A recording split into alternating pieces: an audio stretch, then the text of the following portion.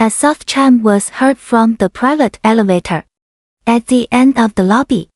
Immediately, all activity in the lobby ceased. The employees who were busy moments ago, the receptionist, even the security guards at the front door, all stopped what they were doing. They stood up straight, facing the elevator. Some gave a slight bow. The doors of the VIP elevator opened. 2 personal bodyguards in black suits stepped out first and stood firmly on either side of the door. And then, Caroline walked out.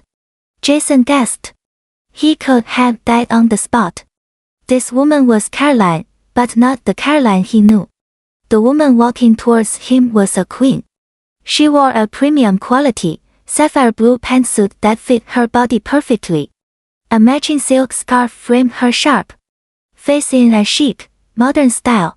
Her face, which used to look pale, was now fresh, adorned with subtle but high-end makeup that accentuated her sharp eyes. She walked with confidence, her high heels clicking quietly but firmly on the marble floor. An aura of power and wealth emanated from her every move.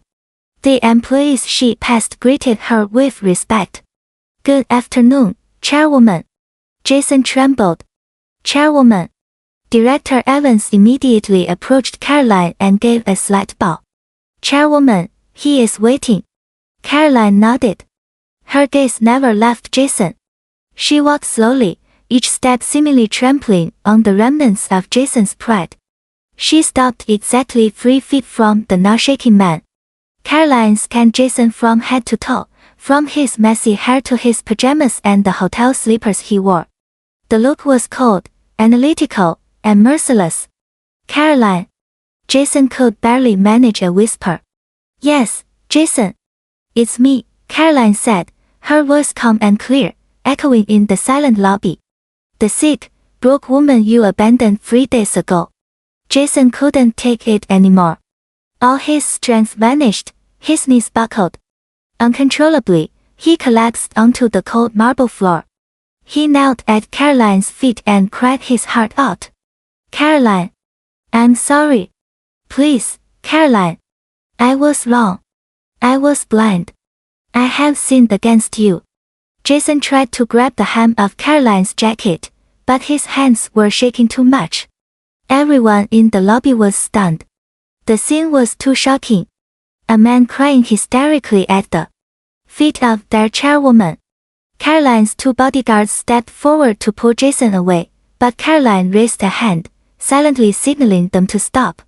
She wanted Jason to feel this humiliation completely. "Forgive me, Caroline. Give me back our house. Please, I'll divorce Jessica. I'll be your husband again. I'll then." Caroline looked at him blankly. No pity, no anger. Just an icy emptiness. She leaned down slightly, not to help Jason up, but to whisper. "Get up," she ordered, her voice low but full of authority. Jason, with what little strength he had, shakily stood up. His face was soaked with tears and sweat. Caroline looked him straight in the eye. "You want to beg?" she asked, her voice now loud enough for the people around to hear. "Too bad, Jason. My company doesn't hire beggars." After saying that, Caroline took a silk handkerchief from her purse. Jason had a moment of hope that Caroline would wipe his tears, but Caroline used the handkerchief to wipe an imaginary speck of dust from her jacket sleeve, as if she had just touched something dirty. "My company," Caroline said clearly, "does not hire beggars." After uttering that sentence, Caroline turned around elegantly. She walked back to the VIP elevator. "Director Evans, take care of him," she said without looking back. "Give him one last lesson." "Understood, Chairwoman." The elevator doors closed. Caroline disappeared from his sight. Jason was left standing there, shattered. The public humiliation he had just received from the woman he considered trash was 1,000 times more painful than losing his house and car. Director Evans approached him. "Come, Mr. Jason. Let's finish this. There's something Chairwoman Caroline wants you to see." "What more? What more are you going to take from me? Jason cried in despair.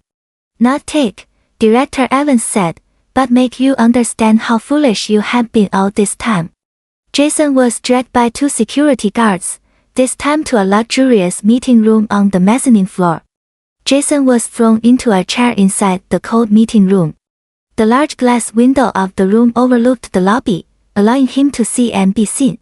In front of him, Director Evans sat calmly, accompanied by 2 men in impeccable suits, who Jason was sure were lawyers. Jason could only lower his head and stare at the marble floor. He had lost. He had nothing left. Mr.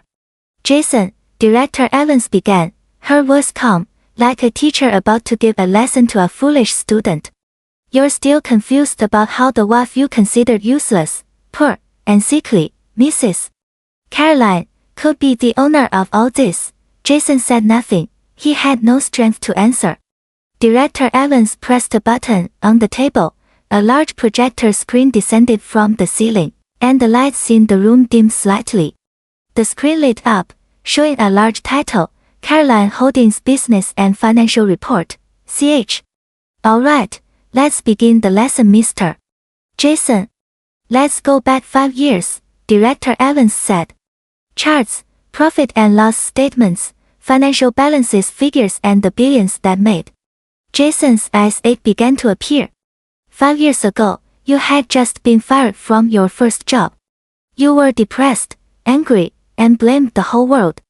While you were busy looking for a new job and lamenting your fate, your wife, whom you thought was just a housewife, began working in the kitchen. Jason lifted his head slightly. Not cooking for you, Director Evans continued, as if she could read his mind. She was formulating skincare products with herbal recipes from her family heritage. When you mocked her for being glued to her phone late at night, she was actually responding to hundreds of orders from her first customers. When you finally got a new job and started becoming arrogant, she was secretly renting an office for a small production space. The screen changed. Photos appeared, a picture of a narrow office, a picture of a larger warehouse, and a picture of a very spacious modern factory.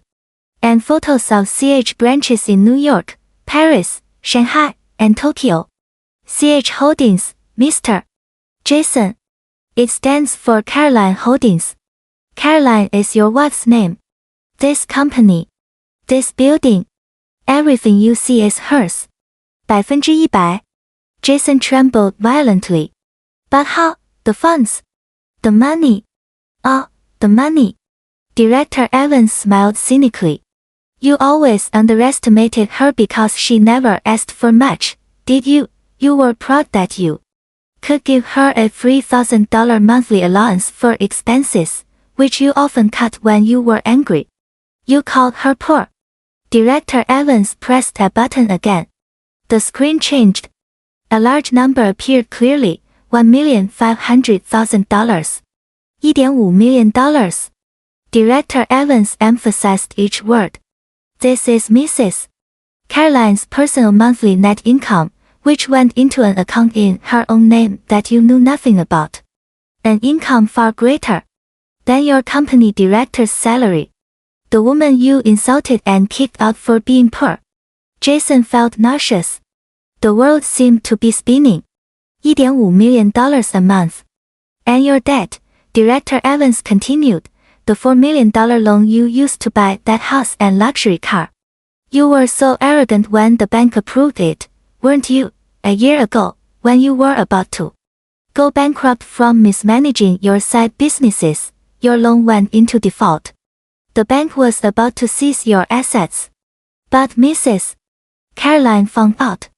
Through me, CH Holdings bought your entire debt from the bank. We paid it off. Jason's eyes widened. So that house and car, have already been the property of CH Holdings for the past year, Mr. Jason.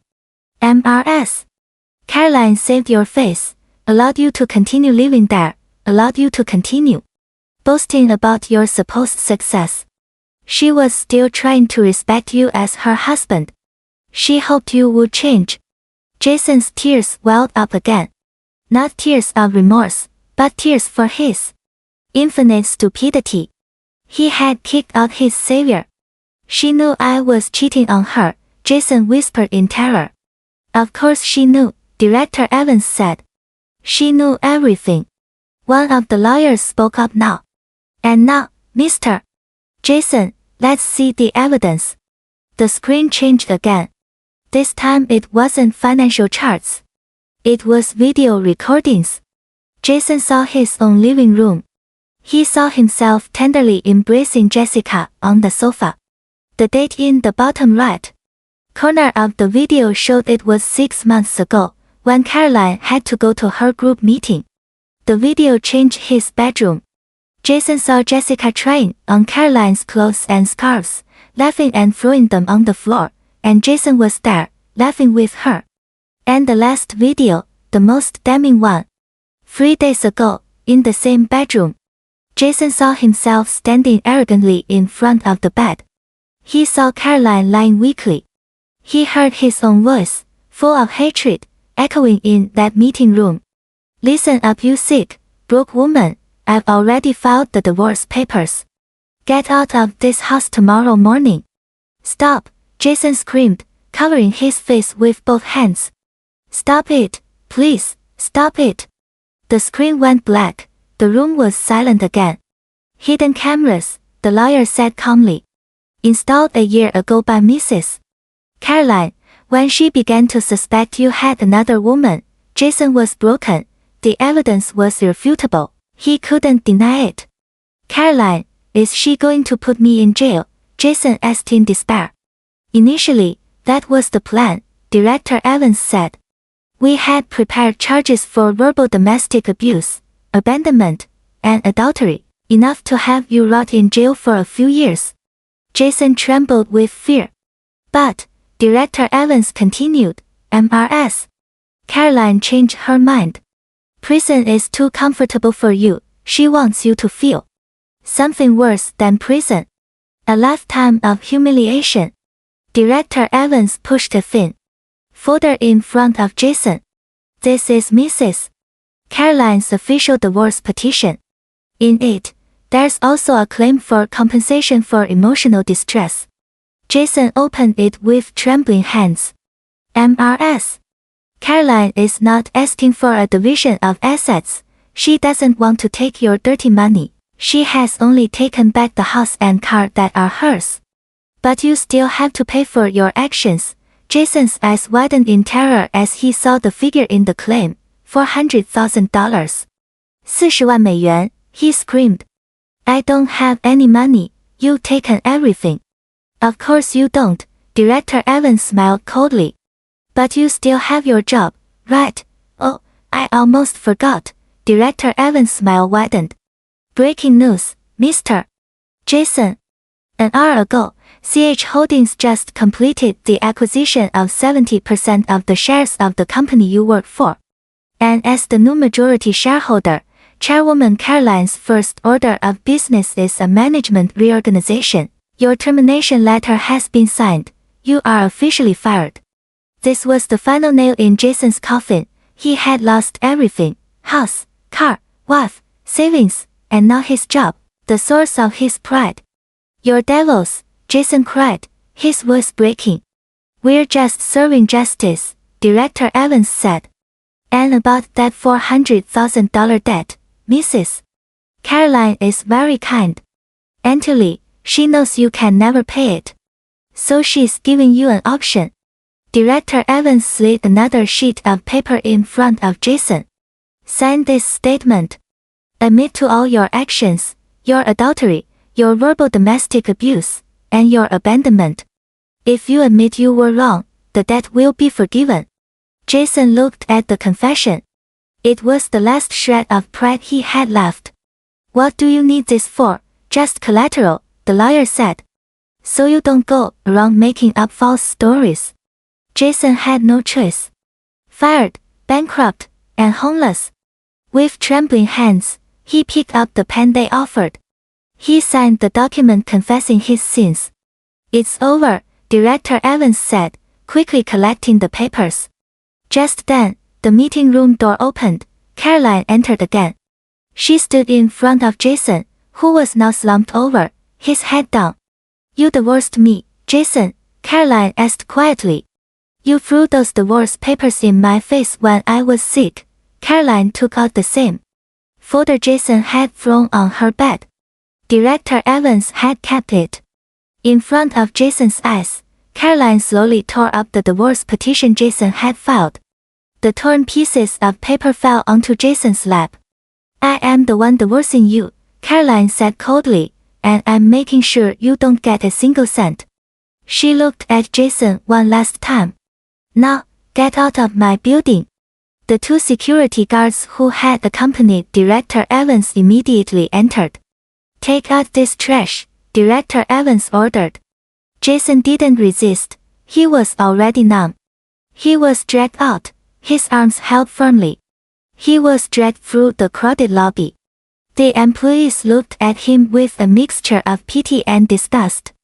The automatic glass doors opened, and Jason was thrown back onto the hot sidewalk. He landed with no money, no job, no house, only a dirty pair of pajamas. Ironically, a confession of his sins that freed him from a debt. His ruin was now truly complete. For the second time that day, Jason was thrown onto the hot asphalt. The glass doors of the CH building closed behind him, separating him from the luxurious world he had just discovered belonged to Caroline. He coughed, the street dust entering his throat. His face was streaked with tears, sweat, and now dirt. For a moment, he didn't move, his body was paralyzed.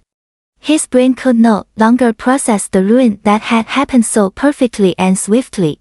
Fired, bankrupt, abandoned by his mistress, and publicly humiliated by the wife he considered trash, the confession of sins he had signed felt like a death sentence.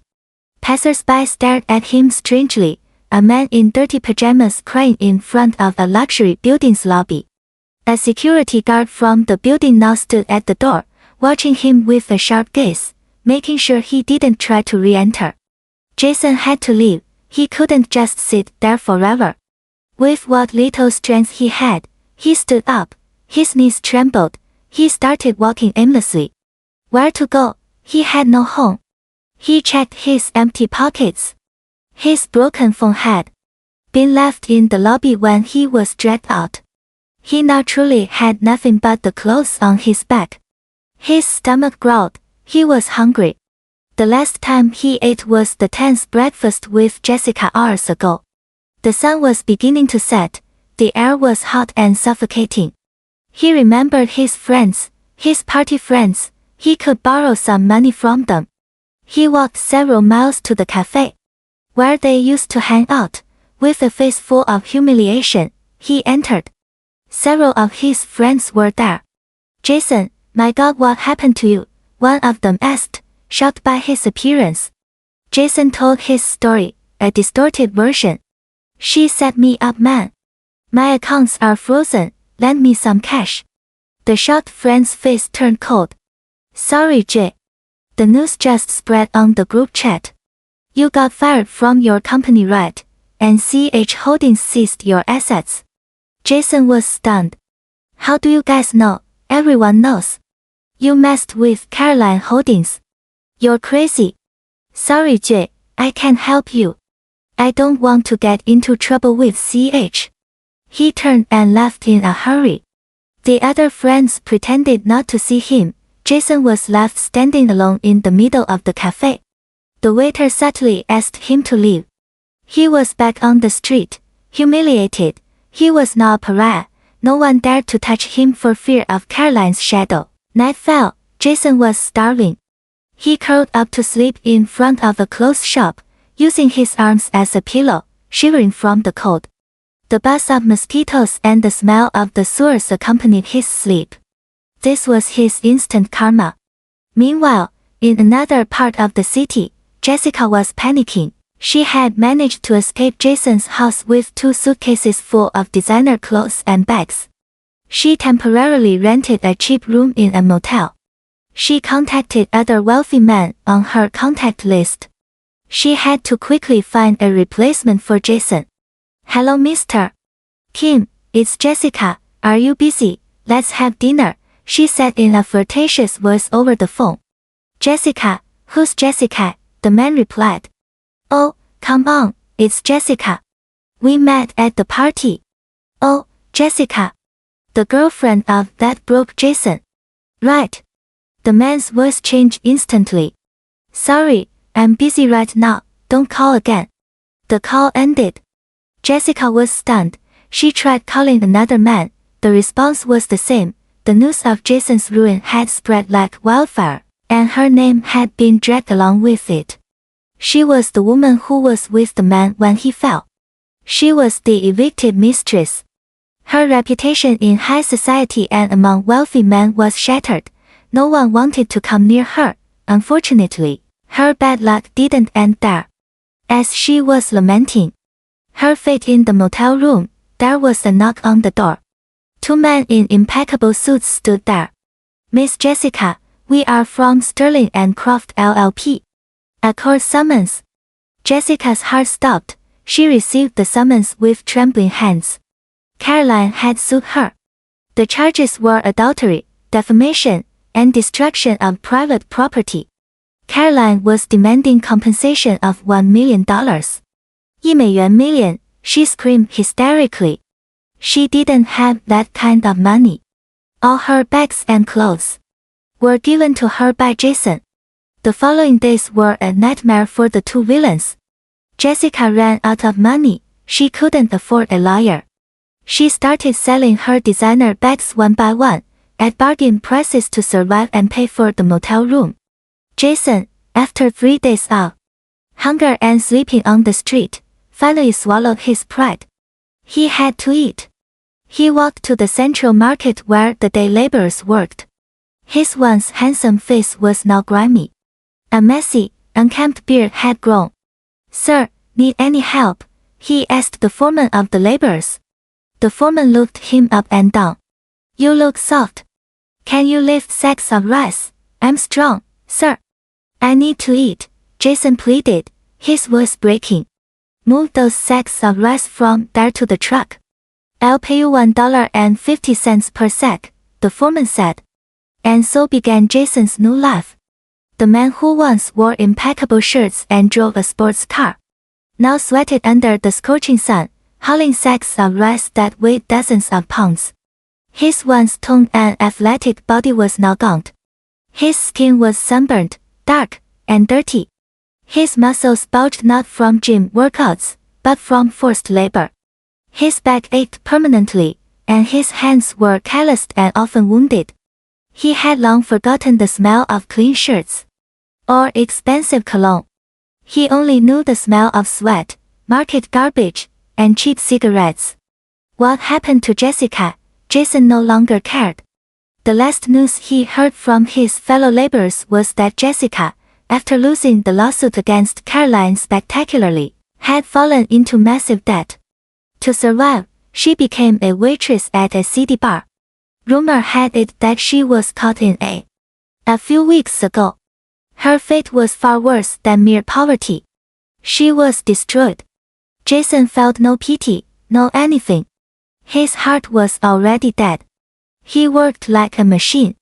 Lift a sack, get paid, buy rice, and sleep. That was the only cycle of his life. That afternoon, after 12 hours of non-stop work, Jason received his day's wage. $55 in crumpled bills. He walked out of the market, dragging his aching legs.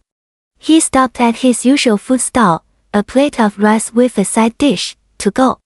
With the food bag in hand, he walked to a large intersection. He sat on the dirty sidewalk, leaning against a traffic light pole.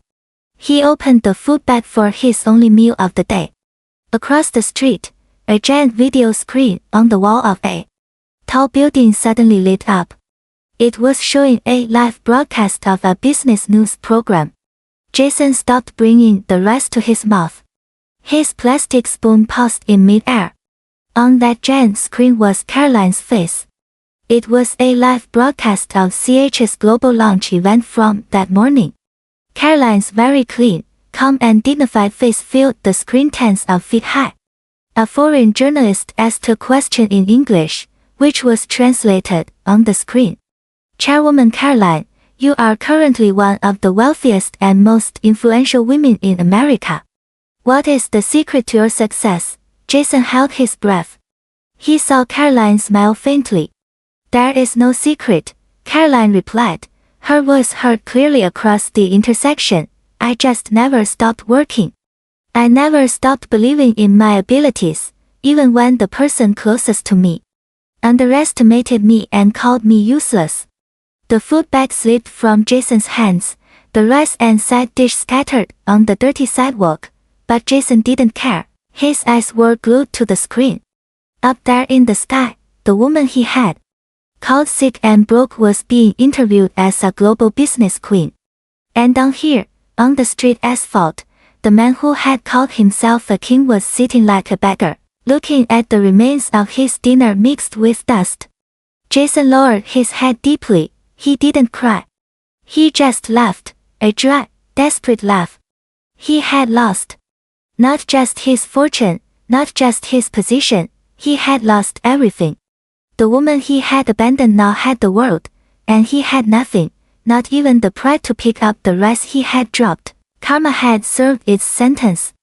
Listen up, you sick, broke woman. I've already filed the divorce papers. This house, everything in it, and the luxury car will be mine. When this is all over, I'm marrying my girlfriend. My husband yelled at me, announced our divorce, and kicked me out while I was gravely ill. He took everything from me, thinking he had won it all. He thought he had won. He was dead wrong. A few days later, he would be the one calling me, crying. Before the story begins, please leave a comment letting us know what part of the country you're watching from. Don't forget to like and subscribe so the channel can keep growing and bring you more interesting stories. Caroline lay in the sprawling king-sized bed that felt cold, but her entire body was burning like fire. The thin nightgown she usually wore around the house was soaked with sweat from her temples. Her throat was dry and sore, every breath she took was painful. For 2 days, she had been confined to bed, utterly helpless. This morning, she had asked her husband, Jason, to buy her some fever reducers and antibiotics, but it was now evening, and Jason had not returned. The large house was silent. Far too silent. The only sound was the ticking of the grandfather clock in the living room, as if counting down what little patience she had left. Caroline tried to reach for the glass of water on the nightstand, but her hands trembled violently. The glass slipped from her grasp and fell onto the thick carpet, spilling the remaining water. Caroline could do nothing but close her eyes, enduring the despair. Jason had changed over the last year. Ever since her husband was promoted to department head at his company, his attitude had become arrogant. He often came home late at night and would frequently blame Caroline for anything and everything. The breaking point was 3 months ago, when Caroline began to cough frequently and tire easily. Jason never showed any compassion. On the contrary, he called her a sickly woman. He seemed to have forgotten that Caroline was the wife who had been with him since they had nothing, since they lived in a small rental apartment. The sound of a car pulling into the driveway broke the silence. Caroline felt a small sense of relief. Finally, Jason was back. He must have brought the medicine. Caroline tried to sit up, leaning her aching back against the headboard. She waited for Jason to open the door and bring her the medication. The front door slammed shut, followed by heavy, hurried footsteps. They were not the steps of someone who was worried, they were the steps of someone angry. The bedroom door burst open, revealing Jason's towering figure. He was still wearing his crisp dress shirt. His hair was neatly styled, and his face was handsome, but the look he gave Caroline was filled with hatred. There was no pharmacy bag in his hands. What he held was a thick manila folder. Jason, Caroline's voice was hoarse and weak. My medicine, my head hurts so much, honey, I have a fever. Jason laughed. A jarring, painful laugh. Medicine, I brought something much better than medicine. This is a cure for both of us. A medicine that will cure my life, Jason said. He walked over and tossed the manila folder onto the blanket covering Caroline's legs. Caroline flinched, staring at the folder in confusion. What is this, honey? Open it, if you don't want to die of curiosity, Jason replied, his tone cold and sharp. With what little strength she had, Caroline picked up the folder. Her trembling fingers struggled to open the clasp. She pulled out several sheets of paper. On the top line, she read the words, divorce petition. Caroline's world seemed to stop. She couldn't breathe. The heat she felt vanished, as if replaced by a chill that seeped into her bones. She looked up at Jason, searching her husband's eyes for the slightest hint of doubt, but all she found was satisfaction. Divorce, Caroline whispered in disbelief. Why are you surprised? Jason scoffed. He sat on the edge of the bed but kept his distance, as if Caroline disgusted him. Listen, you sick broke woman, do you think I want to spend the rest of my life taking care of a useless person like you? I've arranged everything. I've filed the divorce papers. Jason stood up again and paced the room as if giving a speech. I'm sick of it, sick of watching you cough every day, sick of seeing you lying in bed with no energy. You're a burden on my life. Honey, what did I do wrong? Caroline tried to say, but tears began to well up in her eyes. Your fault is being poor, you can't give me anything. Jason gestured around the luxurious room. Look at all this house, all this expensive furniture, the luxury car and the garage, it's all going to be mine. I'm the one who worked hard for all this, it's all in my name. Caroline said nothing. Behind her gaze was something Jason couldn't read. Jason thought.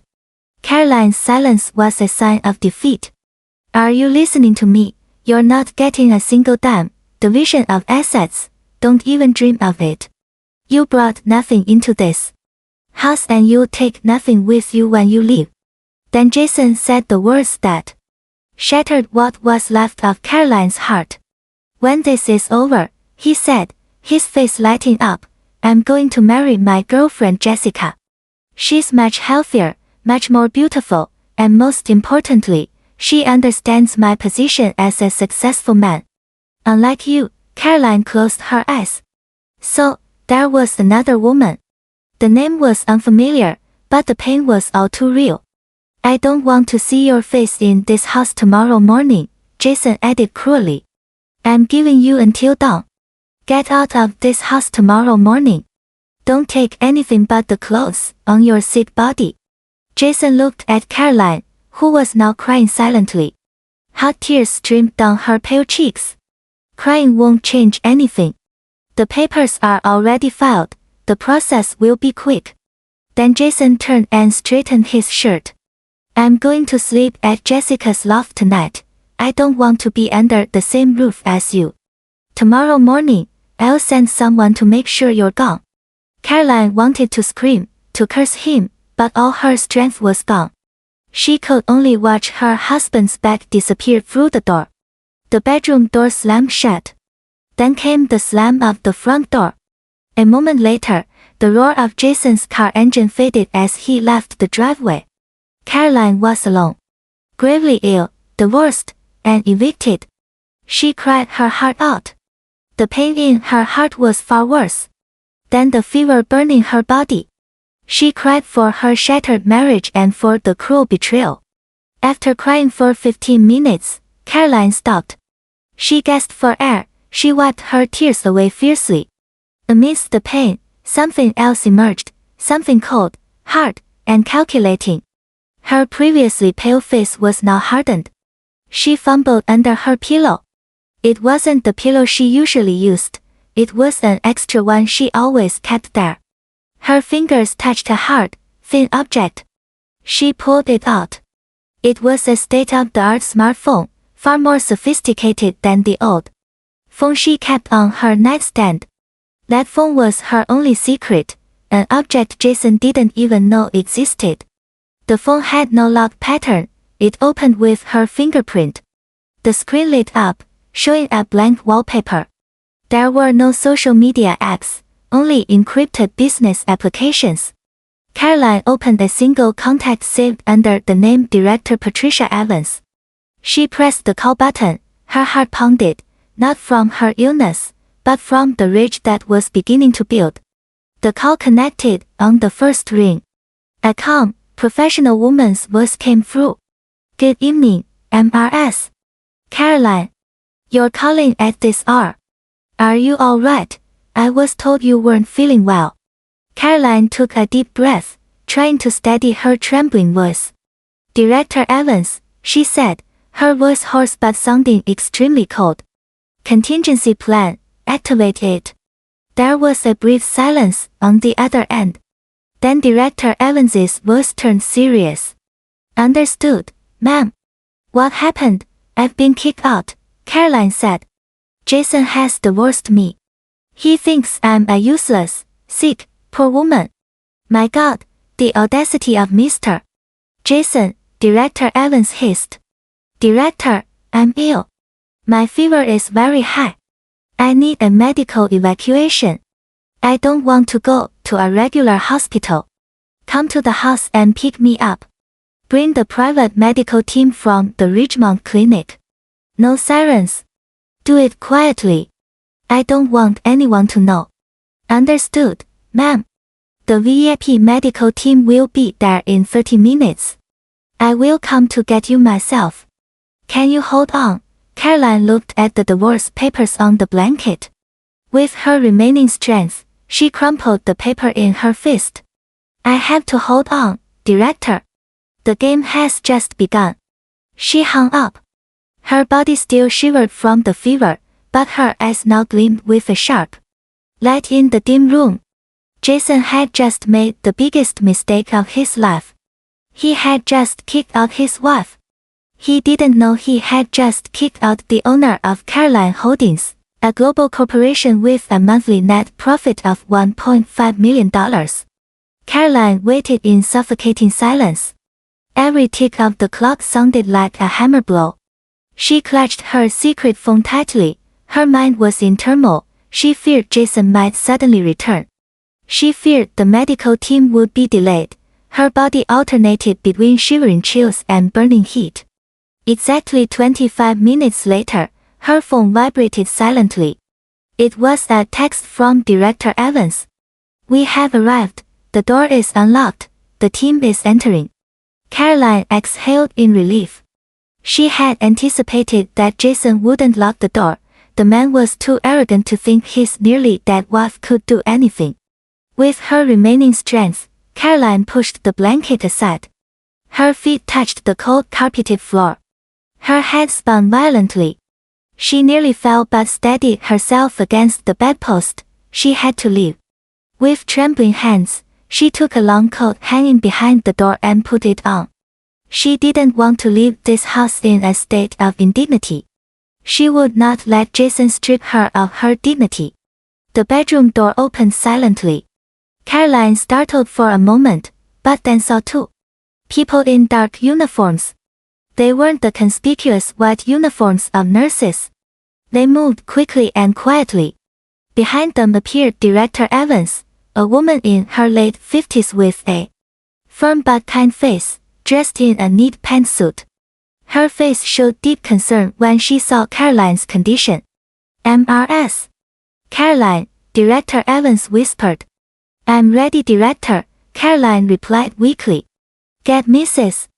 Caroline onto the portable stretcher," Director Evans ordered the medical team. The team immediately unfolded a collapsible stretcher. They helped Caroline lie down with extreme care. "Ma'am, we'll give you a temporary fever reducer to make you more comfortable during the transport," one of the medical team members said. Caroline just nodded. She felt a slight pricked in her arm, and soon a cooling sensation spread through her. As they lifted her, Caroline took one last look at the bedroom ceiling, the room she had decorated herself, the room that had been a silent witness to Jason's changing attitude. They carried her out of the room and through the luxurious living room.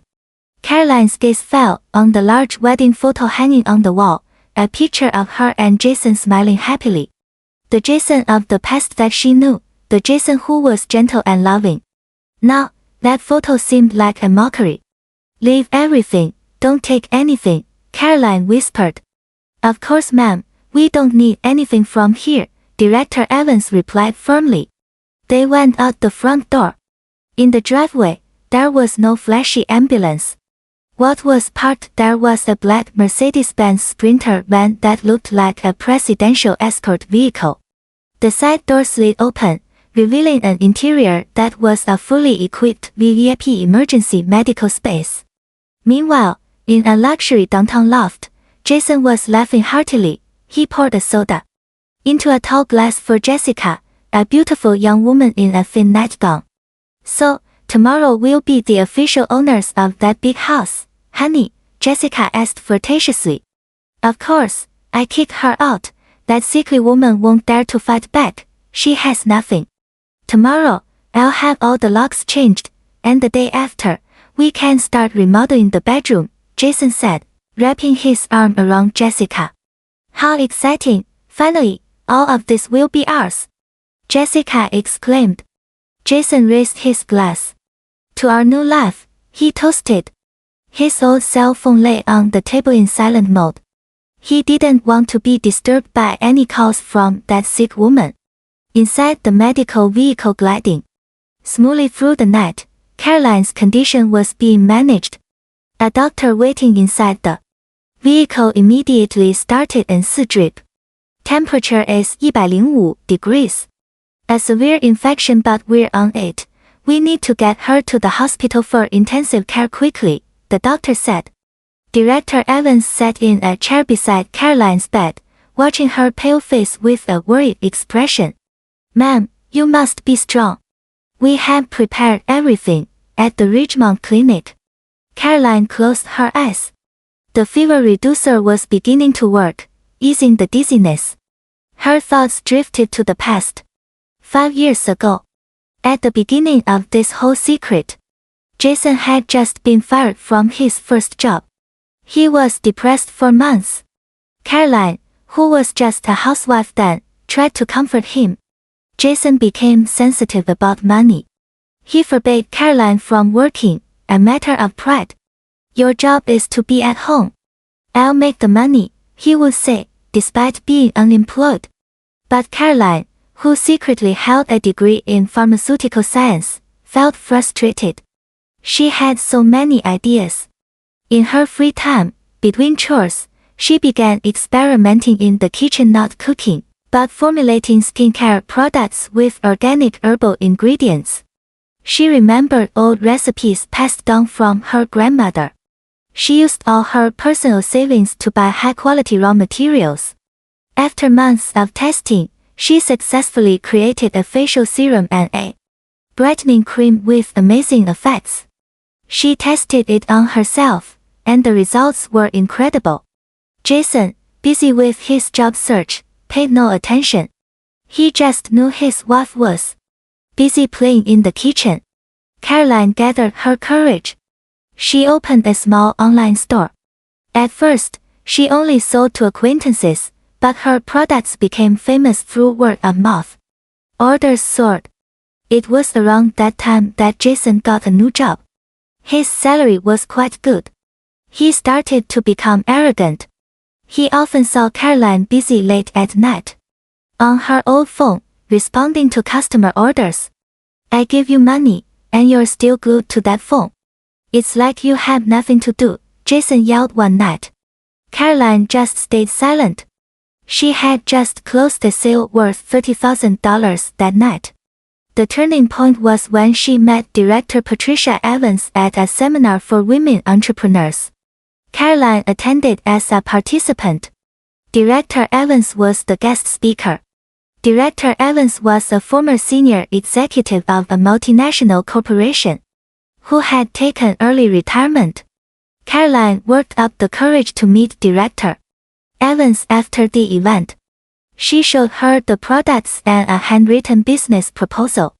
Director Evans was amazed by Caroline's potential. "This product is excellent, Miss Caroline, and your business strategy is very solid," Director Evans had said at the time. Long story short, Director Evans agreed to join not as an investor, but as a partner. Director Evans wanted to get back to work and saw Caroline's vision. They founded Caroline Holdings, or CH. Caroline was the owner and the mastermind behind all the products. Director Evans was the CEO, the face of the company. Caroline asked for one thing, that her name not appear anywhere. She wanted to remain Jason's ordinary wife. Ironically, with the help of Director Evans's network, she hoped that Jason, being successful in his new job, would become a better husband. But Caroline was wrong. The more successful Jason became, the more arrogant he grew. CH, on the other hand, grew explosively. From skincare, they expanded into luxury fashion. The high-end clothing and accessories, designed by Caroline, became wildly popular in national and international markets, New York, Paris, Shanghai, and even Tokyo. A monthly net profit of $1.5 million was a conservative figure. That was Caroline's personal net income. The company's revenue was tens of times larger. Caroline kept all this wealth well hidden. She continued to live simply. Even when Jason wanted to buy the luxury house and the sports car, he had to take out a large loan from the bank. Jason boasted that he got the loan because of his excellent work performance. Jason didn't know that his business loan, which was on the verge of default a year ago, had been secretly bought out in its entirety by an investment firm, and that firm was a subsidiary of CH. The luxury house and the sports car he was so proud of were the collateral for that loan. Legally, they no longer belonged to the bank, but to CH, that is, to Caroline. Caroline opened her eyes. The medical vehicle was now entering the VIP area of the hospital. "Director," Caroline called. Her voice was still weak, but her gaze was as sharp as steel. "Yes, MRS. Caroline," Director Evans leaned in. Jason took the house and the car. He said they were all his, that they were in his name. Director Evans smiled faintly. A meaningful smile. He forgot, "Ma'am, who paid off his business loan from Metropolitan Trust Bank a year ago, when he was about to declare bankruptcy." He forgot, Caroline continued, that the collateral for that loan was the very house and luxury car he brags about every day. And he certainly doesn't know, Director Evans added, that the investment firm that bought his entire debt from the bank is Caroline Holdings. There was a moment of silence. The doctor and nurse inside the vehicle professionally pretended not to hear the secret conversation. "Director Evans," Caroline said, "initiate the asset recovery procedure." "When should I start, ma'am?" Caroline watched the streetlights pass by the window. "He kicked me out tonight. He thinks I'll be a homeless person tomorrow morning. I want to let him enjoy his victory with that woman. Give him 3 days to savor his win." Director Evans nodded. 3 days. Let's consider it the last free rent he's providing. After 3 days, our legal team will move. Exactly on the 3rd day, we will reclaim everything that is rightfully yours, ma'am. Good. Caroline closed her eyes again. Now, focus on getting me well. I need to be healthy to see his shattered face. The medical vehicle stopped at a private lobby. A team of specialist doctors was already waiting. Caroline was moved to a presidential treatment suite. Far away, Jason slept soundly in Jessica's arms, dreaming of his beautiful new life, completely unaware that his real life would end in 3 days. The victory was too sweet for Jason. He woke up in Jessica's luxurious loft. The morning sun streamed through the tall windows, bathing the room in golden light. Jessica was still asleep beside him, clutching his arm tightly. Jason looked at her pretty face and smiled with satisfaction. He had done it. He had gotten rid of the burden in his life. That sick woman, Caroline. He imagined that by now, Caroline would be crying at a bus station, trying to get back to her parents' poor home. Jason chuckled. Not his problem anymore. His new, bright life would start today. Good morning, honey, came Jessica's husky, flirtatious voice. She opened her eyes. What time is it? Is that woman gone from our house yet? She's definitely gone, he replied confidently. I told her to be out before dawn. She has no choice. No money, no power. She's just a weak woman who lived off me. Jessica beamed from ear to ear. She got out of bed, her silk nightgown slipping to reveal her shoulders. Great, I can't wait to move in. This loft is nice, but that house is a palace, and I'll be the queen. Of course, honey, anything for you, Jason said. Come on, get ready. We'll have breakfast at our new house today. I'll tell the regular cleaning lady to throw out all of Caroline's leftover things. I don't want a single trace of her left. An hour later, Jason's luxury sports car pulled smoothly into the driveway of the large house. Jason got out, wearing sunglasses like a king. Jessica walked arrogantly on his arm. Jason unlocked the front door. Welcome to our palace, my queen, he said. They stepped inside. It was strange. The house was very quiet but also very clean. Too clean. Jason had expected Caroline to leave a mess, throwing things around or crying, but it wasn't so. Jason went to the bedroom and opened the door. His heart beat a little faster. He found the room incredibly neat. The bed where Caroline had been lying in pain yesterday was now perfectly made with pristine white sheets and pillowcases. There was no sign of medicine or the broken water glass. Even the carpet by the bed, where Caroline had dropped the glass, looked dry and perfectly clean. She must have cleaned up, Jason muttered, puzzled. Glad she behaved, Jessica retorted from behind. At least she was useful one last time. Jason felt a little uneasy. It was strange. How could Caroline, with a high fever, have tidied this room so impeccably, and where were the dirty sheets? He checked the closet. Caroline's modest clothes, her long dresses and scarves, were gone. The vanity drawers were also empty. She's really gone, Jason said, finally feeling relieved. He shook off the unease. Maybe she had called a taxi and taken a small suitcase. Better this way. A clean break. Of course it's clean.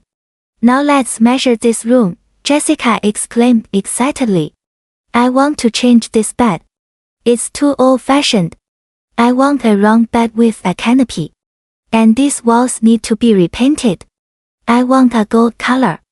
Jessica ran around the house, her sharp voice breaking the silence. She pointed at the furniture. This sofa is ugly. Change it. This painting is tacky. Throw it away. This kitchen needs a complete remodel. I want an imported Italian kitchen set. Jason just smiled. Yes, honey. I'll change everything. Anything for you. Tonight, we'll celebrate. I'll invite our closest friends. I'll order the most luxurious catering in the city. Jason took out his phone and called his usual premium catering service. He ordered the expensive menus, imported Wagyu beef, fresh seafood platters, and premium European wines. Understood, Mr. Jason. The total order is $2,000. Following procedure, we require a 50% deposit now, said the catering staff over the phone. Of course, send me the invoice. I'll pay with my primary credit card, Jason said arrogantly. He sat on the sofa Jessica hated and opened his banking app. He tried to pay the $1,000 catering deposit, entered his credit card number, and pressed the pay button. The phone processed for a moment. Then a red notification appeared on the screen. Transaction denied. Jason frowned. Strange. This card's limit was still in the hundreds of thousands of dollars. Probably a signal issue, he muttered. He tried again. Transaction denied. Honey, what's taking so long? Jessica asked, busy taking selfies in the living room. Just a moment, sweetie. I think the bank's network is having issues, Jason tried to sound calm. He was starting to feel a bit embarrassed. He tried another credit card from the same bank. Declined. A cold sweat began to form on his temples. This couldn't be happening. He was a VIP client. Why were his cards being declined? He tried his debit card. Declined. Insufficient funds. Jason's eyes widened. Insufficient funds, impossible. His salary had just come in 3 days ago. He quickly closed the payment app and opened his main mobile banking app. His heart was pounding. He entered his password, the screen loaded, and then a message appeared. Access blocked. Please contact your nearest branch. Jason's body went stiff. Panic started to creep into his chest. This was a disaster. He couldn't access his salary account. He couldn't use his credit cards. Jason, the caterer just called me. They said the payment is still being rejected. How embarrassing, Jessica yelled. Her face was now scrunched up. Calm down, honey, calm down. Jason was panicking. He remembered he still had an emergency account at another bank, one he rarely used and wasn't linked to any credit facilities. The balance wasn't much, but there were probably a few $1,000s left. With trembling hands, he tried to pay the catering deposit from that account. Success.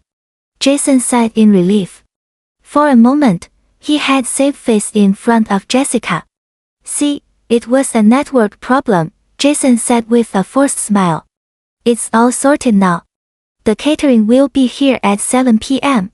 Jessica cheered up again. Great. Now I need to get ready to go to the salon. After Jessica left, Jason's smile instantly vanished. His face was pale. Something was very wrong. Why was his main account blocked? Did it have something to do with Caroline? Impossible. That stupid woman couldn't do something like this. He promised himself he would call the bank first thing tomorrow morning and give them a piece of his mind. He would demand compensation for this humiliation, no doubt. As he was pacing the room, suppressing his anxiety, the doorbell rang. Jason opened the door. A uniformed courier stood before him, holding a large manila folder. Mr. Jason, yes, that's me. Certified mail. Please sign here. Jason signed the receipt, closed the door, and examined the folder. The sender was a very expensive-sounding law firm, Sterling & Croft, LLP. Jason thought it must be the court approval documents related to his divorce filing. He opened it eagerly, but the contents were not from the family court. It was a legal notice. A notice of default. His eyes quickly scanned the harsh formal sentences. Dear Sir, on behalf of our client, CH Holdings, we are notifying you that you have incurred a breach of contract on your business line of credit. The full principal amount of your loan, $4 million, is now due. We are giving you a period of 3 days to settle the entire debt. Failure to do so will result in our immediate foreclosure on your assets, namely, 1 housing unit at 12 Willow Creek Lane and 1 luxury sports car. The glass Jason was holding slipped from his hand and shattered on the luxurious marble floor. Sweat poured down his face. 3 days. $4 million. The house foreclosed. No. Impossible. He whispered, trembling. I paid the installment last week. What breach, and what is CH Holdings?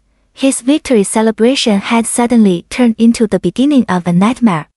That night, amidst the music and laughter with his friends and Jessica, Jason could only manage a fake smile. His mind was in turmoil. He felt an invisible trap slowly tightening around his neck. Jason couldn't sleep all night. Beside him, Jessica slept soundly, exhausted from their little party. But in Jason's mind, the words from the legal notice spun like a broken record. 4 美元 million. 3 days. Foreclosure, CH Holdings. As soon as the sun rose, Jason jumped out of bed. His body ached, and his eyes were bloodshot. He didn't shower, just splashed water on his face and threw on some clothes. He no longer cared about his appearance. At 8 a.m., as soon as the bank opened, Jason was already speeding his car toward the branch of his primary bank, where he was a VIP client. He had to clear up this mess. It had to be an administrative error by the bank. It had to be. At 8 a.m. sharp, just as the bank opened, Jason stormed in. He bypassed the line for regular customers and went straight to the VIP services desk. "I'm Jason. I want to see the branch manager now," he said loudly, slamming his VIP card on the counter. The startled service employee immediately attended to him. Jason was shown to a special room to wait. 5 minutes later, a neat client relations manager met with him. It was not the branch manager. "Good morning, Mr. Jason. How can I help you? Let me check your account." "Don't beat around the bush," Jason interrupted sharply. "Explain to me why all my credit cards are blocked, why my salary account is frozen, and why I received an absurd notice of default." The manager calmly looked at his computer screen. "I apologize for the inconvenience, Mr. Jason. Let me check." Interesting." "What's interesting?" Jason yelled. The manager looked up. "We were not the ones who blocked your accounts and credit cards, sir. It's just that your balance is indeed zero, and your credit card limit is completely maxed out." "Impossible," Jason shouted. "My salary is thousands of dollars, and my limit is in the hundreds of thousands. I didn't use anything yesterday." "Correct, sir. But our system records an emergency automatic collection on your business line of credit last night at 12:01 a.m. This collection has absorbed the entire balance of your salary account and simultaneously maxed out all remaining limits on all your credit cards." Jason turned pale. "An emergency collection? By whose order?" The manager looked at the screen again. "Not by our order, sir. It's an order from the new owner of your line of credit." "New owner?" "According to our records, the $4 million business loan you had with our bank was sold 6 months ago to a private equity firm called CH Holdings. We only act as managing agency for the monthly installment payments." Jason's heart sank. CH Holdings. Why would they do this? I've never missed a payment. The manager shook his head. "That's beyond our scope, sir. According to the notification we received from CH Holdings last night, you have been declared in breach of contract as per the loan sale agreement. When a breach occurs, CH Holdings has the right to forcibly withdraw funds from your accounts as an initial late payment penalty. And it seems that's exactly what they've done." Jason felt weak, clutching the edge of the desk. How could I be in breach? We don't know the details, sir." "It's surely explained in the legal notice you received. You'll have to speak directly with CH Holdings or their lawyers," the manager said with a flat tone, as if discussing the weather. Jason stumbled out of the bank. The sky seemed to be spinning, and sweat soaked his shirt. He sat in his sports car, the car that would be repossessed in 2 days. His hands trembled violently. CH Holdings. That name again. He took out his phone and searched for CH Holdings online. What came up was a giant corporation, Caroline Holdings, a conglomerate operating in luxury fashion, global skincare, and real estate. Its logo was everywhere. Jason had seen it before but never paid it any mind. Why would such a huge company buy my miserable debt? He muttered in despair. Then he remembered the name of the law firm from the notice. Sterling and Croft, LLP. Mustering what little courage he had left, he called the phone number on the document. Good morning, this is Jason. I received a legal notice on behalf of CH Holdings. This must be a mistake. I've never defaulted. The voice on the other end was calm and cold. There is no mistake, Mr. Jason. Our client is acting in accordance with the law. You have violated Clause 11, Section B of the loan agreement you signed. Clause 11, Section B, what's that? If you find it bothersome to read the documents you sign, Mr. Jason, that clause stipulates that you are obligated to maintain family harmony and not to commit immoral or disgraceful acts that could affect the image of the business loan. Jason fell silent. He felt the blood drain from his face. That's an absurd clause. It has nothing to do with the debt. It has everything to do with it. Mr. Jason, when your loan was sold to our client, all clauses, especially that morality clause, were activated. Our client is a company that highly values family values. Your action of divorcing and kicking out your gravely ill wife, Mrs. Caroline, to live with another woman is a serious violation of Clause 11, Section B. Jason couldn't breathe. How did you know?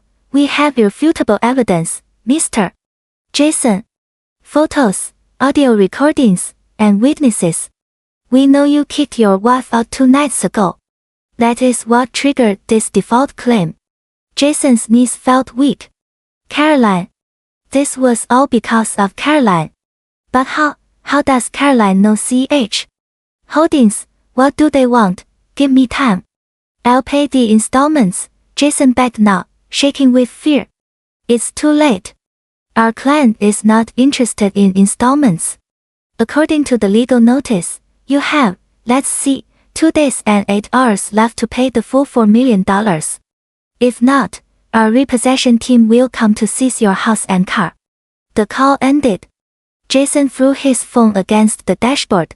He screamed inside the car, $4 million in 2 days. It was impossible. His salary was frozen. His only assets were this house and this car, which turned out not to be his. He tried to clearly. Caroline.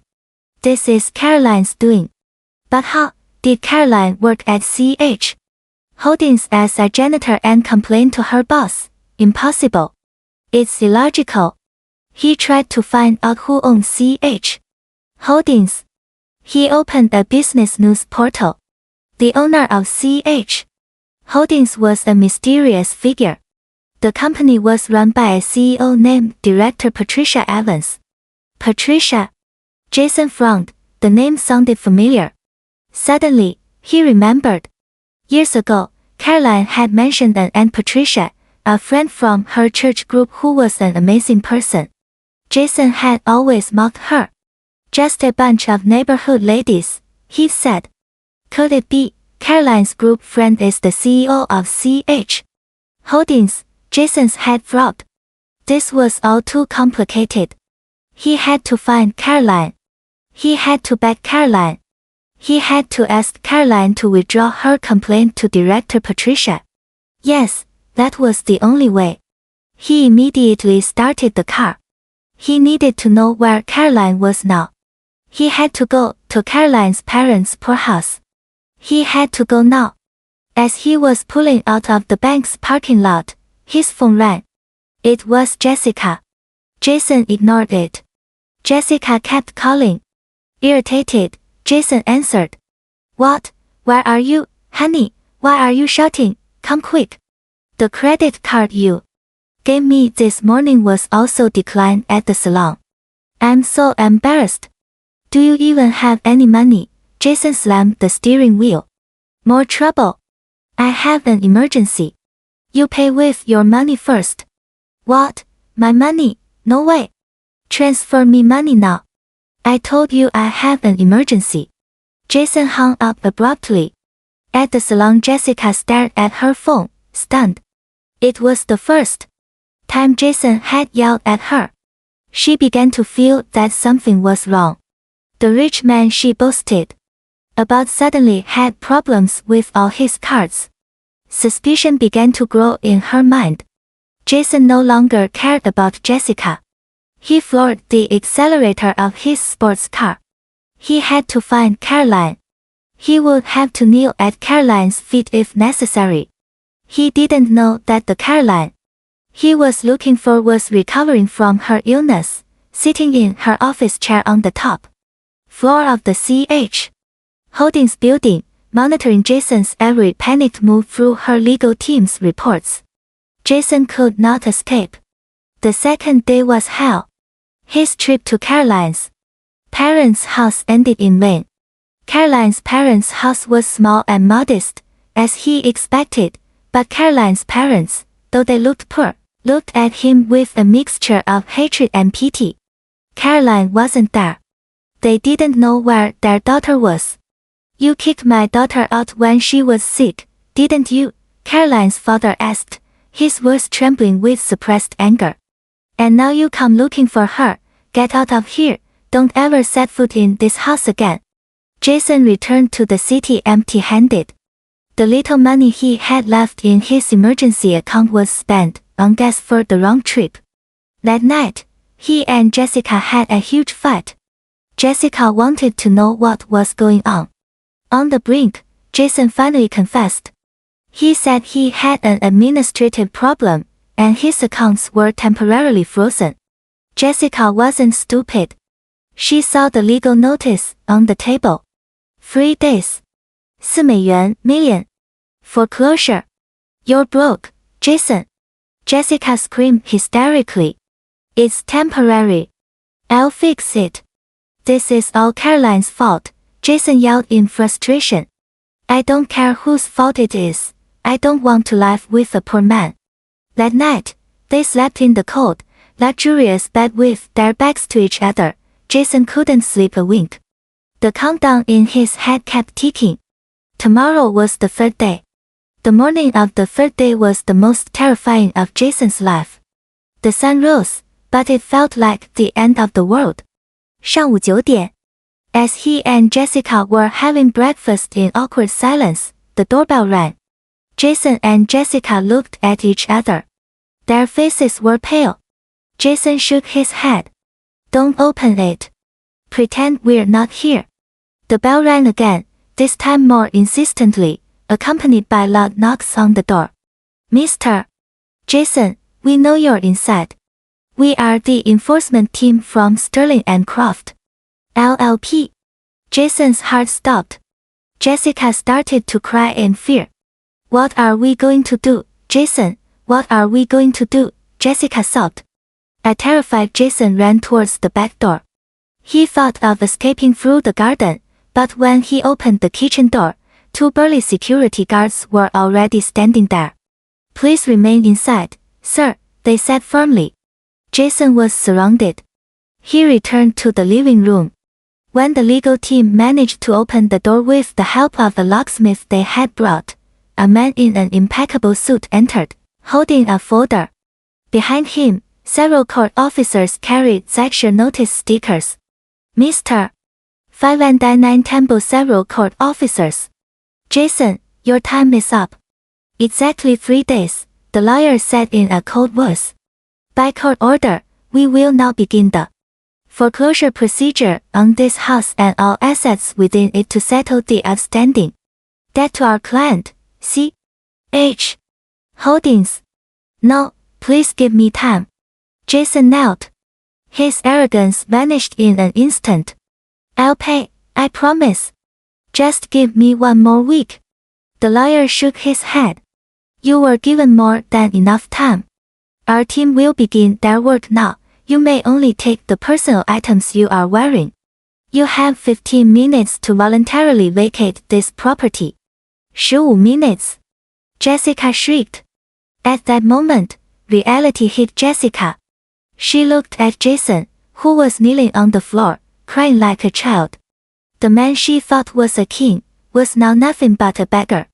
Jessica's face hardened. She wasn't going to sink with him. Without a word, Jessica ran to her room. A bewildered Jason yelled, "Jessica, where are you going? Help me." The court officers began to move in. They didn't care about the drama. They started slapping C.H. holding seizure stickers on the flat-screen TV, the luxury sofa, the expensive paintings. Outside, the sound of a tow truck coming to take Jason's sports car could be heard. 5 minutes later, Jessica came down. She was no longer crying. She was dragging 2 large suitcases she had packed at some point. She ignored Jason, who was staring at her in shock, and headed straight for the front door. "Jessica, are you leaving me?" Jason cried, his voice breaking. Jessica stopped and turned.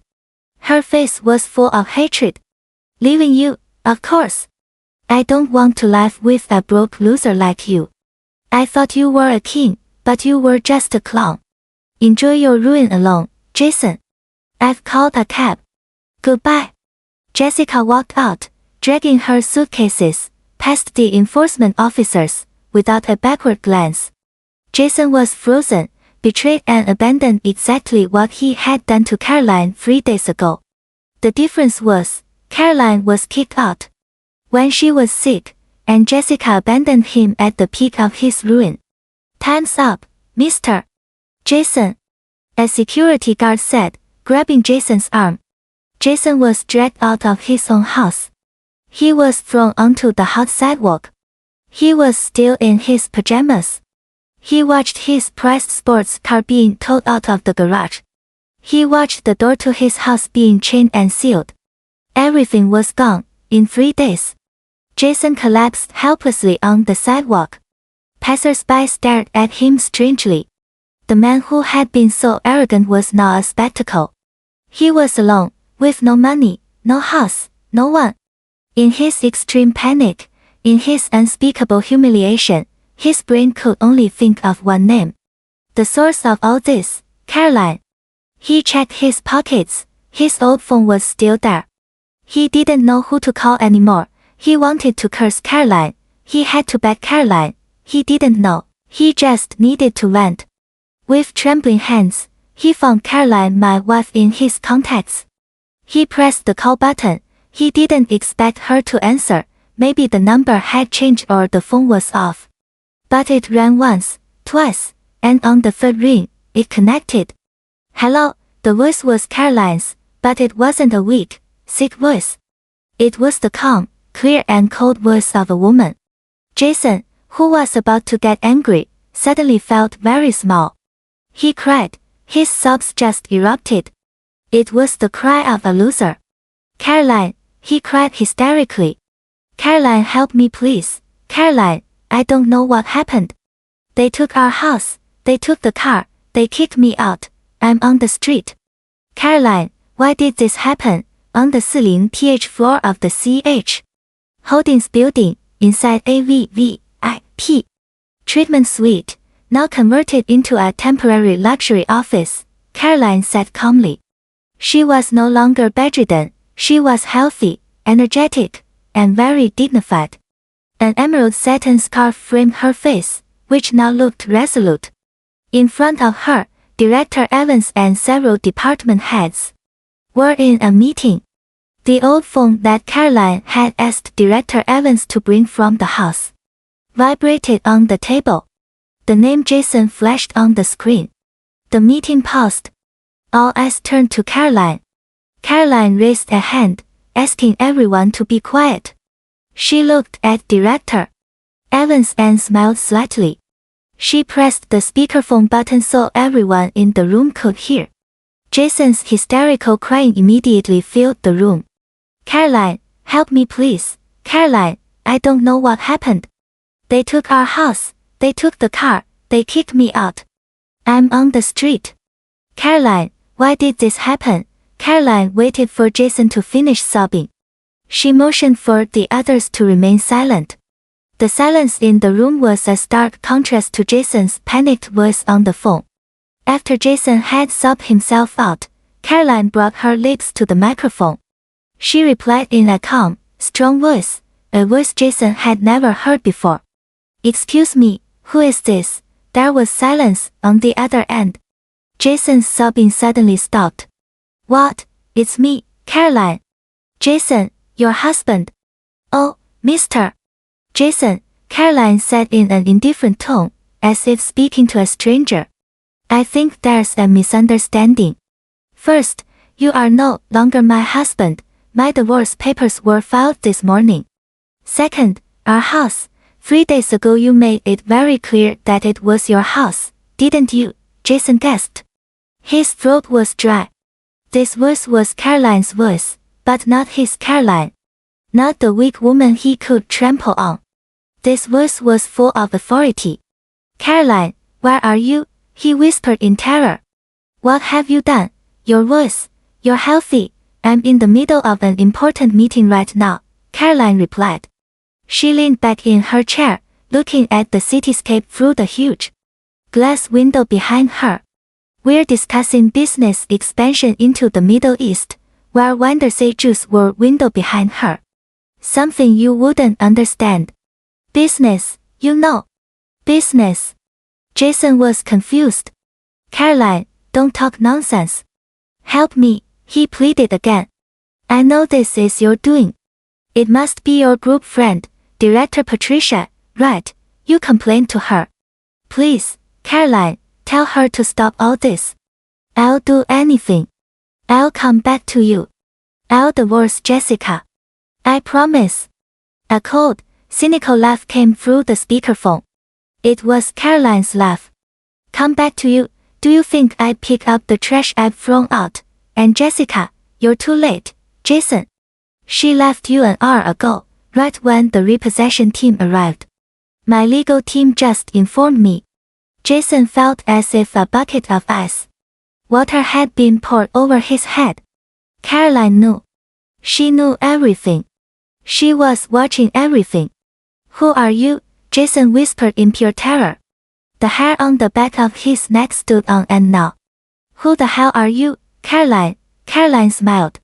"Do you really want to know, Jason? For all the years you lived with me, you insulted me, called me a sick, broke woman, who just played on her phone.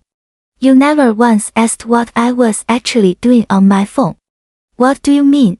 Caroline signaled to Director Evans. Director Evans took over. "Hello, Mr. Jason, you are speaking with the board of directors of Caroline Holdings." Jason recognized the calm voice from the legal notice call. "That director, why do you have Caroline's phone? What's your relationship with my wife?" Caroline took the phone back. "She's not my friend, Jason. She's my right hand, the CEO who runs the company for me." Silence. Jason struggled to process this information. "You asked who I am," Caroline continued. She walked over to the window, looking down at the street below, where Jason might be sitting like a beggar. "You called the number of your poor wife whom you abandoned. But allow me to introduce myself officially." Caroline's voice now resonated with full authority. "Hello, Jason, you're speaking to Caroline, the sole owner, founder, and chairwoman of Caroline Holdings, the company with a monthly net profit of $1.5 million that just repossessed all of its assets from you." The phone slipped from Jason's hands. It clattered onto the sidewalk. Jason himself was frozen, his eyes wide with terror, staring at the hot asphalt. He stopped breathing. His world had not just been shattered, it had ceased to exist. Jason slumped onto the grimy sidewalk, petrified. His phone lay beside him, the screen cracked, but the call was still connected. He could hear Caroline's calm breathing on the other end, a stark contrast to the frantic pounding of his own heart. "No, impossible," Jason whispered, his voice breaking in denial. "This has to be a nightmare. Caroline, you're lying, right? This is all a lie." Caroline's voice came back, cold and impassive. I don't have time for lies, Jason. I'm a busy woman. But since today is the day of your ruin, I'll grant you a little of my time. There was a moment of silence. Jason was still dazed, staring at the pavement beneath him. Lift your head, Jason, Caroline commanded. Look across the street, a little to your left. Slowly, like a broken robot, Jason raised his head, his swollen eyes squinted in the midday sunlight. Across the busy avenue, a blue glass skyscraper towered arrogantly. At its peak, three giant letters gleamed in the sun. That building, Jason whispered, his throat dry. Yes, Caroline Holdings, Caroline replied. I'm on the 40th floor, I can see you clearly from my window. You look so pathetic, sitting there on the sidewalk. The security guards in this area will chase you away soon. Jason swallowed hard, an icy terror ran down his spine. Caroline was watching him. Come to the lobby, Caroline continued. I want to see you. I want to see with my own eyes the face of an arrogant man crumble. The call disconnected. Jason sat stunned for a full minute. His body was paralyzed, he had nothing left. The house was gone, the car was gone, Jessica was gone, and now even his pride was about to be obliterated. He had no choice. Where else could he go? A morbid curiosity, mixed with a foolish hope that he could still plead, made him get to his feet. With faltering steps, he stood up. The pajamas he wore were now filthy with street dust. He walked like a zombie, toward the massive glass doors of the CH building, ignoring the blaring car horns that deafened him. The lobby of the building was another world. The floor was polished, imported marble, an artificial waterfall cascaded down one wall. Dozens of impeccably dressed employees bustled about. The cold air from the air conditioning hit his sweaty body, making him shiver. Jason stood in the middle of all this opulence, unsure what to do. He was like a stain on a white canvas. A beautiful receptionist looked at him with a mixture of disgust and suspicion. Excuse me, sir, can I help you? The receptionist asked, her voice clearly hostile. Jason stammered. I'm here to see Caroline. MRS. Caroline. The receptionist raised an eyebrow. MRS. Caroline, you mean our chairwoman, do you have an appointment?